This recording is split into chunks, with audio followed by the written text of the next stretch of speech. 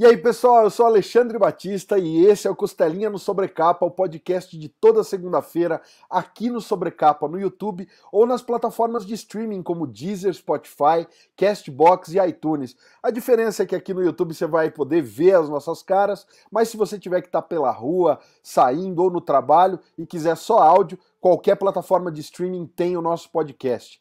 Antes da gente começar o nosso papo de hoje, que é um dos mais especiais de toda a minha história nesse canal, eu quero convidar vocês a conhecerem ultimatodobacon.com, o nosso site que tem reviews de quadrinhos, livros, guias, séries, tudo que você imaginar, filmes, a gente tem ali no site esse conteúdo para você e para todo nerd trabalhador. Eu quero chamar, obviamente, hoje com muito orgulho, o mais flamenguista de todos os nossos membros aqui do Ultimato do Bacon, o senhor Lucas Souza, que hoje deve estar mais feliz do que qualquer outra pessoa nesse mundo. Salve, Lucas, como é que você está, meu parceiro? Tudo bem? Alexandre, hoje é dia de podcast, cara, pra lá de especial. Se é especial pra todo mundo, eu imagino que é ainda mais pra galera que torce pelo Flamengo, que é apaixonada por futebol. Hoje a gente vai ter o prazer, a honra, cara. Eu vou brincar aqui, vou falar que pra mim é quase zerar a vida. A gente vai ter o prazer de falar com o Zico e com o Bruno. Então, duas pessoas aí importantíssimas para o cenário do futebol. O Bruno, que está aqui com a gente, é um dos responsáveis por ajudar a gente a tirar o nosso projeto do Zico em quadrinhos do papel, né? O Zico acho que dispensa qualquer apresentação adicional, então dar boas-vindas aí pro Bruno e pro Zico e agradecer demais esse tempo que eles vão despender trocando com a gente aqui, cara. Uma honra incrível. Antes da gente começar a falar de história, começar a falar de HQ, eu queria começar perguntando um pouco se vocês têm noção da importância do trabalho que vocês fazem na loja do Zico, né? Na loja que vocês tocam. Só por curiosidade, pra gente só poder contextualizar a importância disso, saiu um filme recentemente, né, em que um dos personagens principais, a brincadeira, né, o pessoal admira ele porque ele tem uma camisa do Flamengo com o autógrafo do Zico na parede.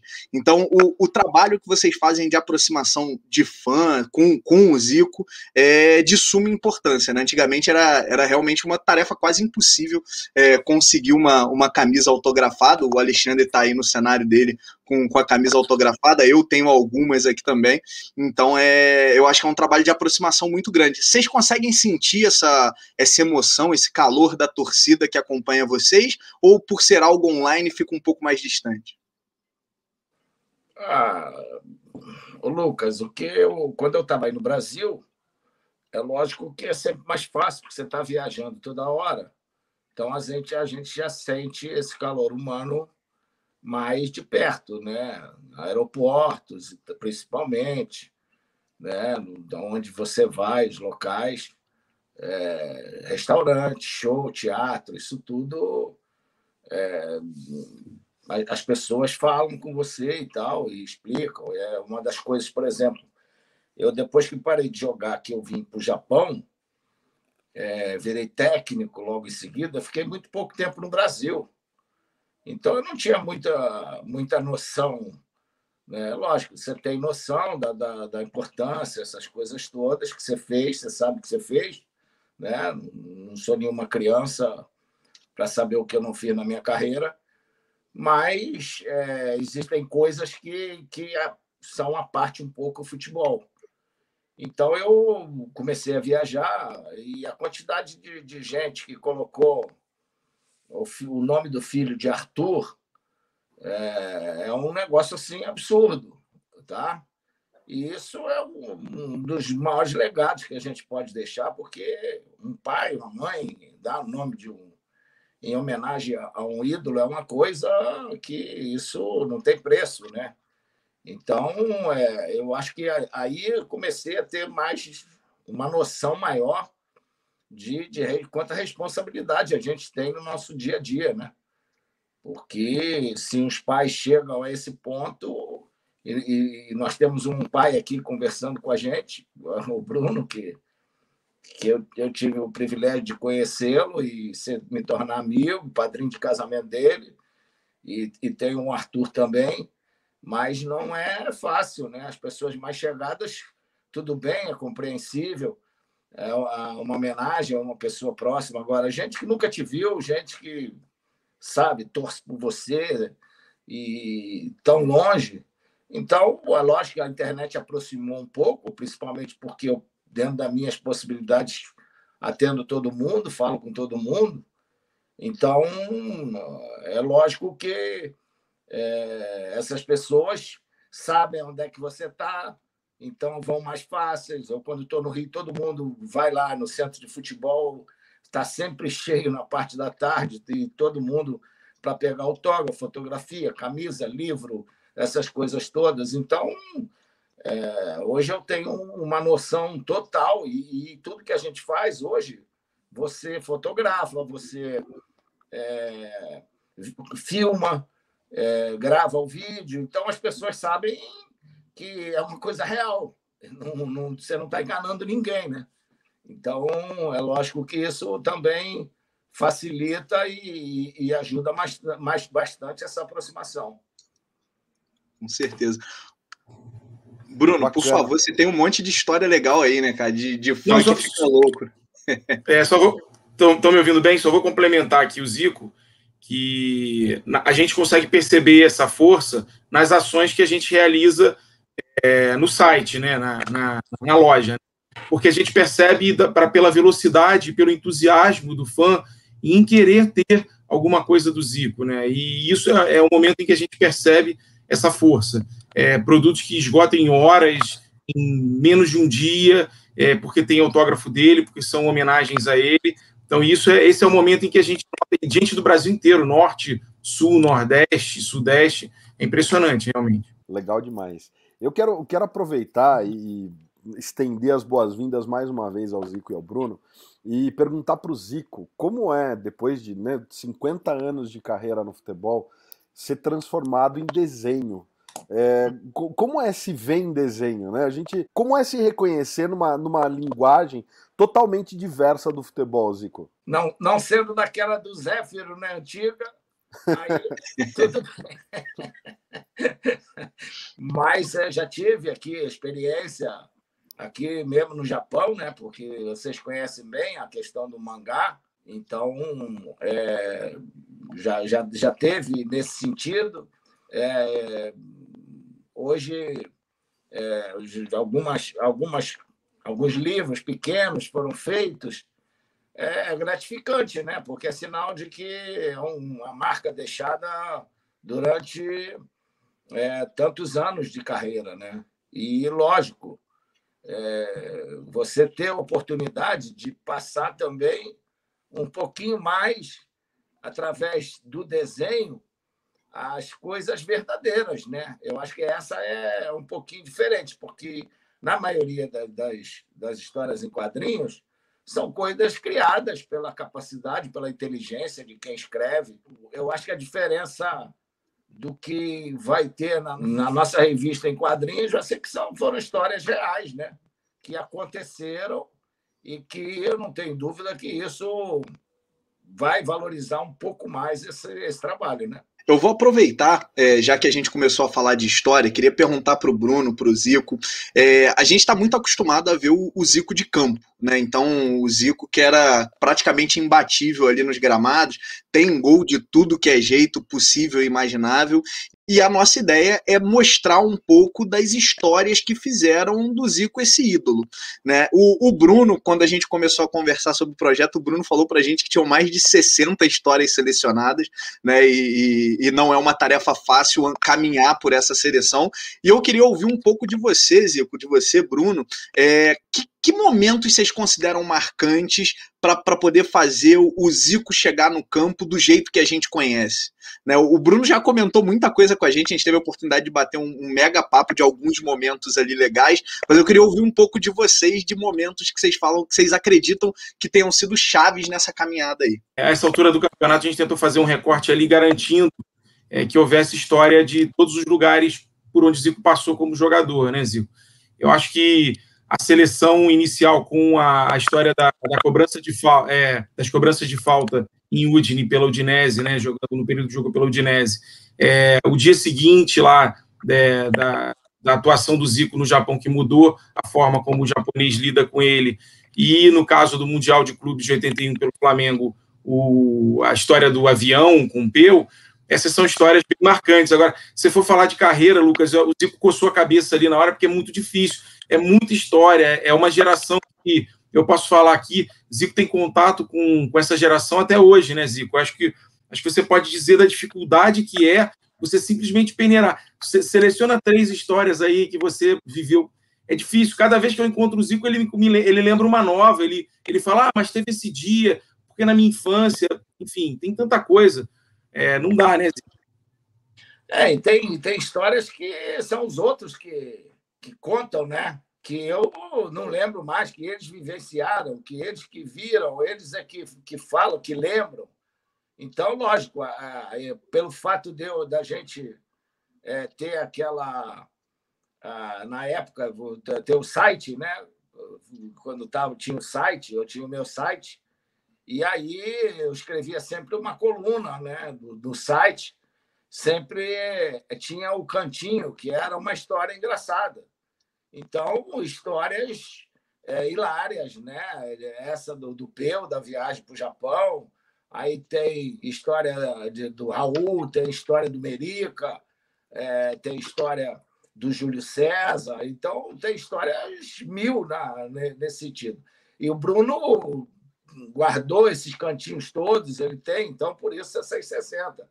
Mas vira e mexe aparece uma história diferente, um período na Itália, daqui do Japão, são histórias realmente muito, muito bacanas, engraçadas, e eu digo sempre, né, que eu não minto, mas que eu aumento um pouquinho, agora aumento. O que é que vai fazer? Né? Isso aí tem também que valorizar demais, valorizar um pouquinho algumas histórias que foram, que são reais, mas que a gente dá aquele molho bonito, né? Eu lembro que eu há pouco tempo agora, né, lá no meu canal, a gente está com um quadro que são Top Zico, que são 5 coisas curiosidades. E teve uma dos perrengues que eu passei, né, e do avião e tal, e que a gente vinha de São Paulo, naquele Corujão, que era o voo da meia-noite, e, aquele voo vinha muita gente que ia fazer os programas lá, artistas e tal. Então, no voo tinha Jô Soares, Glória Menezes, Tarcísio Meira, Eva Vilma, Carlos Zara, aí tinha o Zagallo e tal. Eu sei que tinha uma porrada de gente vindo, só gente famosa, e o Sérgio Malandro comigo, atrás. E, de repente, o avião começou a balançar e começou a dar aquele raio de chuva, o cacete, e o Sérgio Malandro começou a... esse avião não pode cair, Galo, esse avião não pode cair. Eu falei, não pode hora nenhuma, cala a boca aí, E aí, cara, passou aquela turbulência toda, foi forte, realmente muito forte. Olha que eu já viajei muito, mas aquela foi demais. O avião subia, descia, foi brabo. Aí deu aquela acalmada e eu falei, Sérgio, cara, não devia cair nunca, o avião vai cair. Pensaram lá desse, tu imagina se esse avião cai? Você, Zagallo, Jô Soares, Tarcísio Meira, Glória Menezes, só famoso. No dia seguinte, morreu todo mundo, aí tinha uma porrinha lá no cantinho, também estava no voo, o Sérgio Malandro. Eu falei, Sérgio, vai cagar no mato, Ele conta isso na história, no teatro dele, só que ele dá depois aquele molho, o que ele prometeu, que ele fez promessa, e o cacete de metade, até chegar lá no avião descer, aí ele dá aquela guaribada que só os competentes têm condição de fazer, né? Legal demais. Ô, Zico, eu queria aproveitar aí o ensejo. Você falou que as pessoas às vezes te contam história. Eu queria rapidinho te comentar 2. Certamente você não vai lembrar, você conhece 300 mil pessoas ao mesmo tempo. Eu tinha uma dificuldade tremenda em engajar o meu enteado, que está aqui do meu lado. Acho que ele não acreditou que eu ia estar gravando com você. Eu tinha uma dificuldade tremenda em engajar ele com a história do Flamengo. E um dia você foi fazer uma sessão de autógrafo na loja lá da Gávea, né? E eu tive a oportunidade. O Bruno me avisou, eu estava passando na frente da loja e aí tinha que comprar um copo, alguma coisa assim. Eu embiquei o carro, consegui entrar. Eu fui um dos sortudos que comprou e tive a oportunidade de levá-lo para te conhecer. E aí ficou facinho engajar ele com a história do Flamengo, ficou fácil falar de histórico e etc. Mas eu queria te contar uma outra, que também você não vai lembrar, fazem 11 anos. O meu falecido avô já estava já no final da vida e o meu tio te mandou um e-mail, né, pedindo para um dos sonhos do meu avô era te conhecer. E você recebeu a gente na Gávea na época, né? Foi 2009, 2010, se não estiver falando besteira. E você recebeu a gente lá, bateu um papo com o meu avô e etc. Então, se eu já tinha uma admiração tremenda por você, como jogador ali, eu vi uma outra faceta que deixou a gente assim, meio fora da curva, né? Pra gente foi algo assim muito emocionante e aquilo ali, de falar que marcou não só a mim, o meu tio que tivemos lá, mas eu acho que marcou a família inteira como um todo. Então, te agradecer por isso. Vou passar... Foi 2010, né? Você deu sorte, porque eu fiquei só 4 meses ali no Flamengo, naquele período. Então, deu para te receber lá, né? Exato. Foi bem na época, assim, a gente deu uma sorte tremenda. E te agradecer, porque foi uma experiência, assim, incrível. Meu irmão, que não estava na época, eu dei de presente para ele uma camisa que você autografou, tá lá na nossa parede até hoje, enquadrada, tal, envidrada, e é item de primeira necessidade ali, guardada. Então, te agradecer por isso.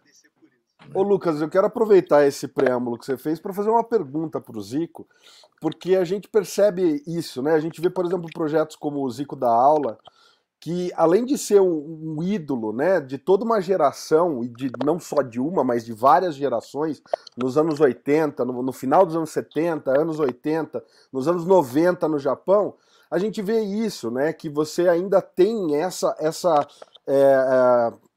entrada com o público super jovem, como é o caso do João ali, né? Então, assim, essa disposição que você tem de chegar para um público mais novo, e agora a gente imagina, né, que com a HQ a gente vai ajudar, inclusive, a chegar nesse público mais novo.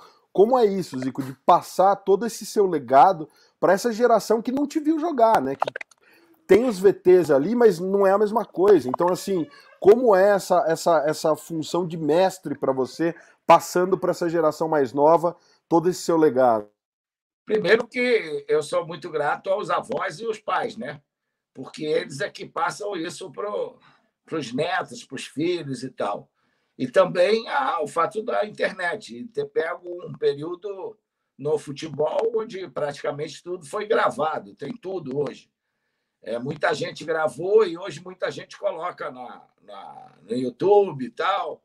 Então, isso é mais fácil, porque não adianta você mentir para o teu filho, não adianta você dizer fulano jogou tanto, fez isso, fez aquilo, era melhor, era pior. Não era. O garoto vai lá, criança tem uma curiosidade grande, e aí vai lá e vê. E aí ela sabe que realmente, por mais que tenha sido outra época, ela também não é boba nem nada, ela sabe distinguir. O fato também de eu ter, quando parei de jogar, ter criado o meu centro de futebol, ter criado a minha escola de futebol. E lógico que você atinge um certo nível no futebol, que você é muito solicitado. Então, quando você é solicitado, esses vídeos estão sempre sendo passados. Tem aí o Jogo das Estrelas, que a gente faz anualmente.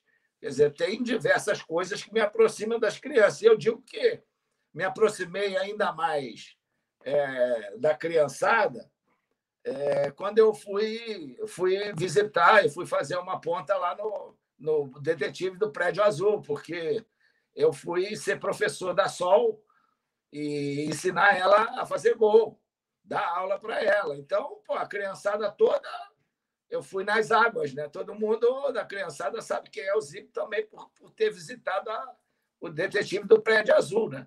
Então, isso também, mas muitos mesmo, vêm e falam comigo. Te vi lá no Detetive e tal, se vi lá, você...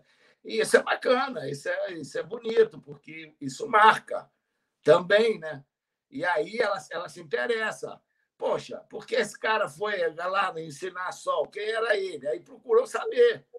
e aí procuram essa interatividade. Então, isso daí também é muito legal. Eu continuo, tenho a minha escola de futebol Zico 10, viajo o Brasil inteiro para fazer, não só dar aulas, mas para fazer inaugurações e tal. Então, o público jovem tem uma ligação também muito forte comigo, né? Deixa eu só adicionar uma coisa aqui ao que o Zico falou. Eu acompanhei as gravações do Zico da aula e acompanho o Zico no centro de futebol. Obviamente, não é ele que vai falar isso, mas a gente pode falar. A gente percebe o prazer que ele tem em trabalhar com os mais jovens também, porque é uma questão, assim, diferente, né? Ele está tanto tempo fazendo, ele está tanto tempo transmitindo, tem uma metodologia já estabelecida, que é a metodologia da Zico 10. Aí você pensa assim, pô, o Zico vai ter que ir para o campo, no sol, no calor, tratar os jovens, buscar corrigir, e a gente viu na gravação do Zico da aula, impressionante como Zico mantém viva essa vontade de transmitir o que ele aprendeu para todas as idades. Então, é muito legal. Eu queria registrar aqui, porque a gente tem momentos lá nas gravações que são impressionantes, assim, são coisas que quem estava do lado de fora ficava olhando e talvez ele nem perceba. Se o Joelho ajudasse, a participação seria melhor ainda, né? Porque aí você poderia fazer mais coisas para a garotada ver também. É verdade. Bruno, Zico, eu queria fazer uma pergunta para vocês dois. Uma pergunta que se divide em duas. A primeira, Bruno, direcionada aí para você, que é o seguinte. Você está aí na frente da loja do Zico, tem contato com o público. Qual é o item que o pessoal mais pede? Qual é olhando aí para tudo que vocês já trabalharam lá, o Bruno sabe, eu sou fãzaço do trabalho de vocês na loja, então vocês já trabalharam de tudo um pouco, mas qual é o item, Bruno, que quando coloca o pessoal fica doido, vai atrás, o item de maior desejo? Bom. E aí, Zico, eu queria aproveitar e te fazer uma pergunta também, né? Só que agora falando também de mais desejado, só que no âmbito das histórias. Que tipo de história as pessoas mais pedem para contar? Aquela que, quando você para em algum lugar, o pessoal encosta do teu lado ali e já fala, pô, Zico, conta isso aqui e tal. Eu imagino que deva ter a preferida do pessoal aí. Né? Então, o item você cantou a pedra aí, Lucas. Você disse para mim que tem um quadro que tem uma camisa autografada pelo Zico. Então, o produto hoje na loja, e que a gente tem pouca quantidade, por questões óbvias e tal, é uma camisa, uma réplica camisa não para uso, que é usada para ser enquadrada e autografada e com dedicatória do Zico. Impressionante. O primeiro lote de 15 camisas esgotou em 6 minutos. E aí, a partir daí, a gente teve que administrar e impedir que pessoas comprassem mais de uma quando a gente lança esses lotes de camisas. Essas são camisas do Flamengo replicadas, que ele usou no campo na final contra o Liverpool em 1981. Elas têm um tamanho que elas não podem, você não consegue utilizá-las, porque elas não são para uso, para vestir a camisa, elas são exatamente para você enquadrar. A gente projetou para que fosse vendido como quadro, mas num primeiro momento tinha uma questão logística de transporte para vidro, é muito frágil e os correios têm dificuldade para transportar, e aí a gente resolveu oferecer a camisa para que a pessoa fizesse um enquadramento onde quer que ela estivesse, no norte, sul, nordeste, enfim. E a partir daí o sucesso é incrível, assim. É um produto que Zico chega aqui no Rio e eu abro um lote de 10, 15 e é muito difícil administrar o número de pedidos. A gente tem uma fila de espera hoje de 50, 60 e a gente até toma cuidado, porque o objetivo não é, insisto, não é fazer uma camisa para uso, é uma camisa para enquadramento. Então eu diria que o quadro camisa é o grande sucesso da loja. Bom, a história que o pessoal mais quer ouvir, né? Quantas vezes você contar, mais vezes vai ser engraçado. É a história do bigode do Peu, né? Pô, não é mole. Você está jogando uma final de Mundial e o pessoal chegar e dizer que você não pode entrar de bigode. Ele tinha aquele bigodinho surrado, feio, parecia até uma sujeira. E aí, cara, por sorte, a gente estava no voo de Los Angeles para Tóquio, e aí o Júnior estava deitado, a gente falou, Peu, não pode entrar de bigode e tal. O Júnior estava sentado assim na cadeira da frente, e aí o Peu falou, mas o Júnior tem bigode. Aí, por sorte, no passaporte, o Júnior, a gente tinha tu preenche um papel com aquelas letras todas lá em pauzinho, o kanji, né, em japonês, você não entende porra nenhuma. E aí o Júnior guardou aquele papel com ele dentro do passaporte. E aí foi muito esperto. Na mesma hora ele falou, pô, Peu, tu tem isso aqui no passaporte? Pô, aí o Peu ficou cabreiro, né? Não, lógico que não tinha. Aí, cara, quando faltava assim, umas 2 horas para chegar em Tóquio, ele foi lá falar com o comissário, alguma coisa e tal, e entrou no banheiro. Quando entrou no banheiro, já ficou todo mundo esperando ele, né? Ah, ele tá na cara que ele vai raspar esse bigode. Aí, quando ele abriu a porta, estava todo mundo esperando já, né? E ele com o bigode raspado. Aí, depois aqui não foi mais ele. Aqui que eu vou deixar de jogar o Mundial por causa de um bigodinho. Aí, pô, essa ficou a rainha da história, né? Muito bom. Mas muito eu gosto muito das do Merica. Merica, se você lembra, era um volante que Merica, ele veio de Alagoinhas e ele não sabia o que era sauna. Então, a gente acabou o treino, foi para a sauna, ele todo já tinha tomado banho, de calça, roupa e tal, aí a gente chamou ele, né? E ele foi lá dentro, aí ficamos encostados da porta para não deixar ele sentir nada. Aí, de repente, ele já estava de roupa mudada e tal, e a gente de short ali e tal, aí ele... Não, porra, não aguento mais e tal. Que é isso? Que lugar que vocês vieram? Me chamaram para conversar? Vocês não tinham outro lugar, não? Que quartinho quente esse, hein? Pô, ele não sabia que aquilo era uma sauna, cara. Ele já morava numa sauna, que lá é Alagoinha, imagina, deve ser quente pra cacete também, né? E a outra, imagina. A outra do Merica, ele tinha mania. Tinha alguém lendo um jornal, ele tinha uma mania de vir e tá lendo ali, normalmente naquela época no Jornal dos Esportes, tal, que a galera lia no vestiário, e ele vinha e Kung Fu chegou e dava ali uma porrada no meio do jornal, rasgava o jornal ao meio. Pô, aí a galera não aguentou um dia e falou assim, vamos pegar ele, né? Vamos fazer um negócio diferente para ele. Aí, juntou, gente, vamos chegar mais cedo, compramos o Jornal dos Esportes novinho, metemos uma pedra, tipo, daquelas pedras de calçada, né? Tipo um paralelepípedo, botamos o Júnior sentado na cadeira do seu Bria, onde é que era o peso, e o jornal aberto, e ficou todo mundo esperando o Merica chegar. Cara, naquele dia, acho que ele deu com mais vontade. Todo mundo sentado, conversando, ele chegou ali no Júnior e deu-lhe uma porrada no... Só sei que quando ele ficou assim, com a mão, ele parou isso daqui, inchou, cara. Você imagina a porrada que ele deu no paralelepípedo. Né? Aí isso aqui tudo inchado. E o doutor Sérgio, vocês estão malucos, saiu direto para o hospital para tirar a radiografia, nunca mais rasgou jornal de ninguém, pô. Passou uma semana com tala aquilo. Muito bom. Merica sofria, né, Zico? O Merica sofria. Merica sofria. O Merica era o grande personagem.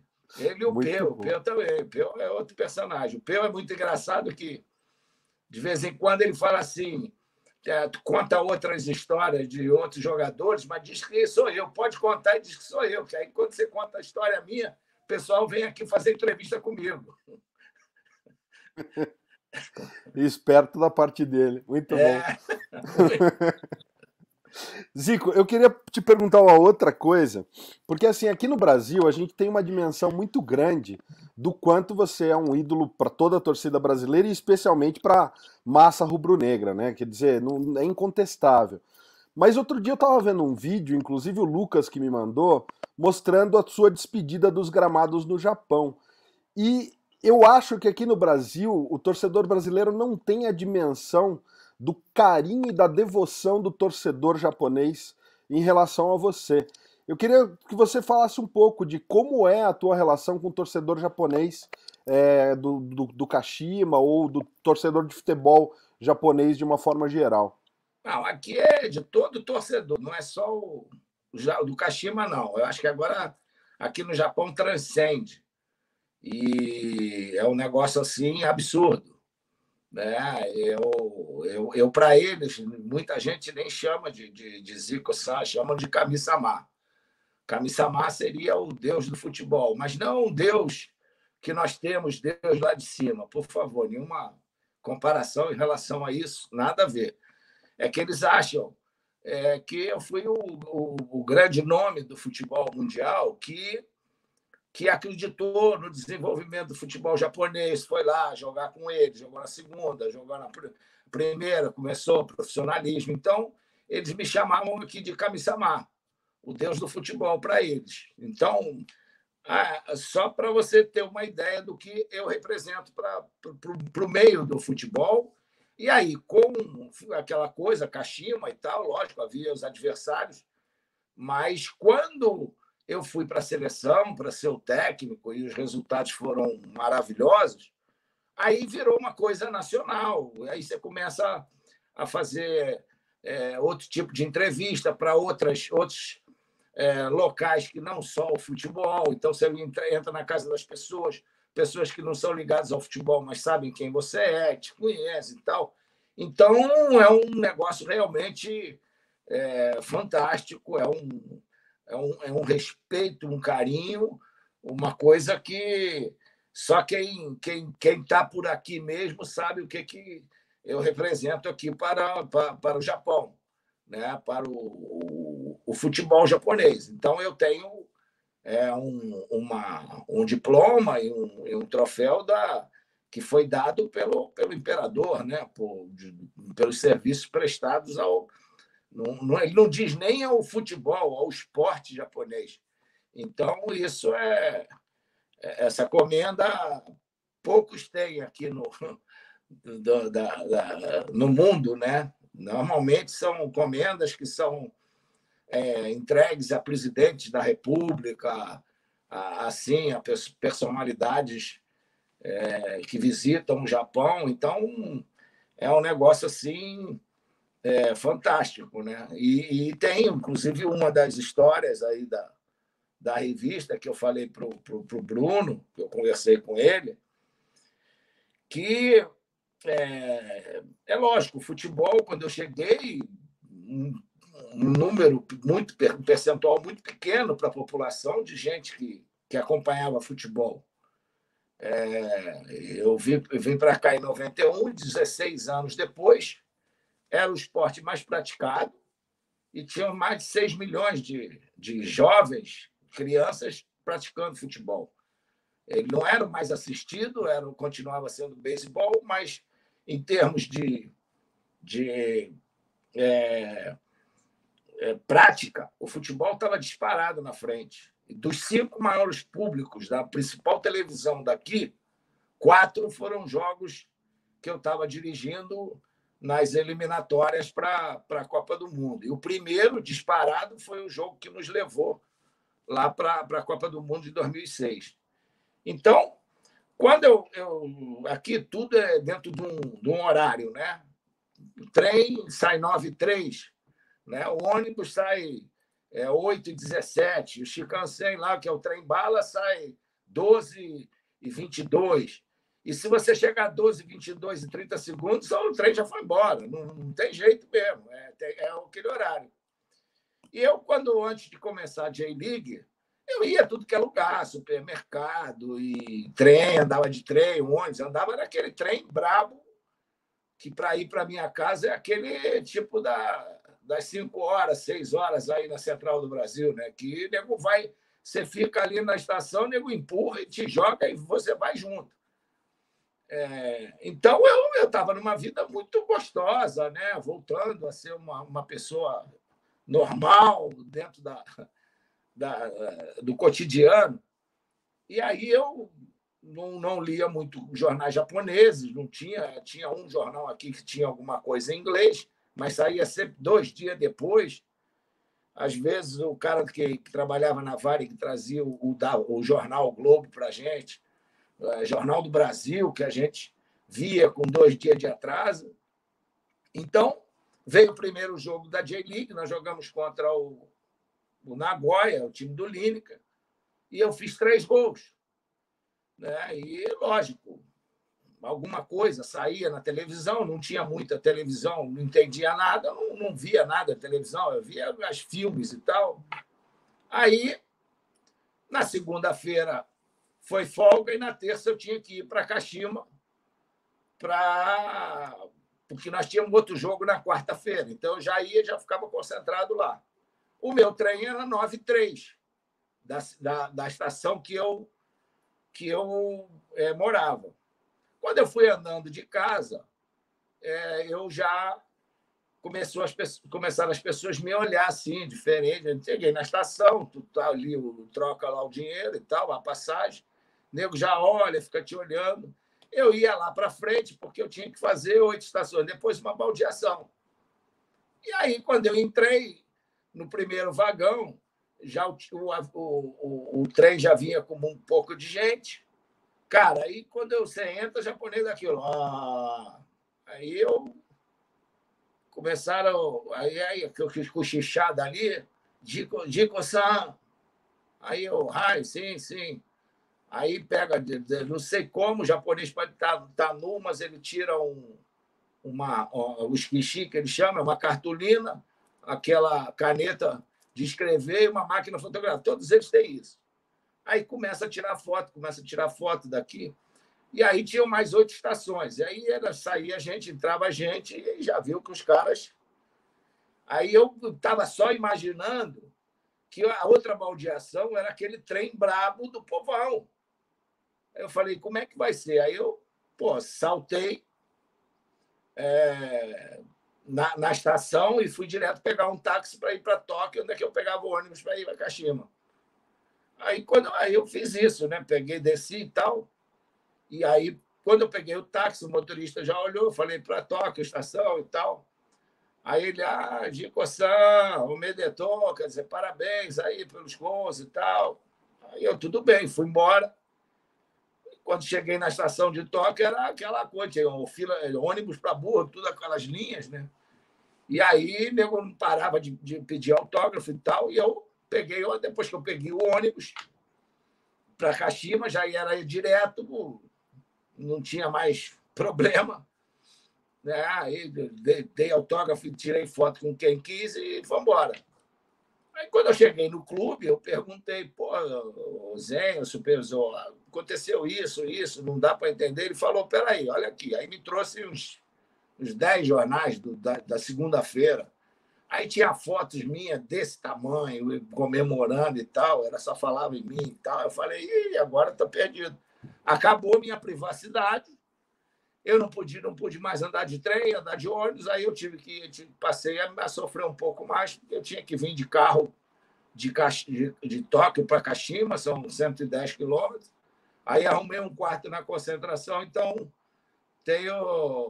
tinha dias que a maioria, durante a semana, eu ficava lá 1 dia, 2 dias para voltar para casa, porque foi um negócio assim absurdo. Absurdo. Uma coisa que muita gente não sabe, Zico gosta de dirigir, Zico gosta de fazer as coisas, né? Então, quem conhece ele sabe que ele tem uma simplicidade assim que realmente, de repente, ele viu no Japão a oportunidade de ter um pouco mais de liberdade e essa liberdade acabou bem rápido. Mas era esperado, né? Não, com certeza. Eu quero aproveitar e comentar aqui, porque a maior parte do nosso público são fãs de quadrinhos e muitos deles talvez não acompanhem o futebol da mesma forma como o Lucas ou como eu, que a gente é bem ligado ao futebol. Antes dos anos 90, o futebol no Japão não figurava nem na lista dos 30 maiores esportes do país. Como o Zico acabou de comentar, logo depois desse período, no começo dos anos 90, passou a ser um dos mais praticados. E até hoje, o futebol está entre os 5 esportes mais amados do Japão. Então, só para quem está assistindo a gente saber que o trabalho que o Zico fez não foi à toa, e não é à toa que ele recebeu comenda do imperador e tudo mais. Então, tá aí a nossa reverência, mestre, mais uma vez, Zico. às vezes, a Sumitomo vinha jogar aqui para Tóquio, a gente tinha que pegar o trem-bala aí para outra cidade, eu não ia fazer o trabalho lá de manhã, no sábado, para ter que jogar domingo e voltar para cá. Então, eu já ficava lá. E, às vezes, eu queria arrumar um lugar para treinar. E um bairro à frente da onde que eu morava, Futaku Tamagawa, que é um bairro muito legal, tinha lá, na beira do rio, diversos locais, né? Mas era tudo campo de beisebol, campo de golfe, quadra de tênis. E, às vezes, tinha um lugarzinho lá que aparecia para jogar. E, às vezes, eu ia treinar, eu ia correr e levava esporro para cacete, porque os caras do beisebol, principalmente, falavam, não corre aqui não, pode pegar uma bola em você aí e tal. Aí eu tinha que arrumar um lugar bem, bem separado na beira do rio. Cara, quando eu saí de lá, em 2006, que eu vim embora, cara, tinha mais de 12 campos. Já. Sábado você não conseguia alugar campo de futebol para poder jogar uma pelada ou fazer uma escola de futebol lá, tudo lotado, ginásios, tudo. Então, virou uma febre e uma coisa, um esporte que combina também com o biotipo do japonês, né? Você vai para o vôlei, para os caras grandão, vai para o basquete, grandão, natação, grandão, atletismo, tudo grandão. Aí os caras ficaram praticamente... O vôlei, eles eram bam. Tiveram que ficar para trás. Então, o futebol foi o meio que eles conseguiram realmente praticar, né? O beisebol também e tal. E isso ajudou muito também, né? Sensacional. Bom, gente, estamos chegando aí no final do nosso podcast. Queria primeiro agradecer ao Zico, ao Bruno pela presença. Confirmar aqui o nosso compromisso de entregar um material em quadrinhos fora da curva para que as novas gerações e as antigas gerações possam conhecer ou reconhecer a história desse ídolo de uma forma um pouquinho diferente. Queria também aproveitar para falar para o pessoal que é fã do Zico, que quer ter itens do Zico, que é doido pela tal da camisa na parede.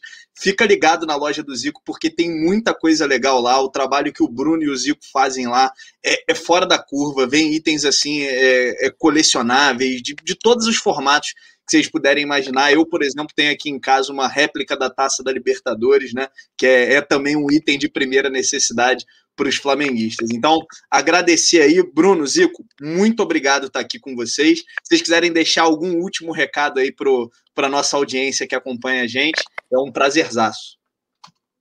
A gente mais para frente, com calma, podemos fazer outro papo, contar outras histórias, né? Algumas que são realmente... Eu acho que dá para fazer um belo trabalho em quadrinhos, né? E hoje mesmo eu estava aqui dando uma entrevista para a JFA, esse ano faz 100 anos, né?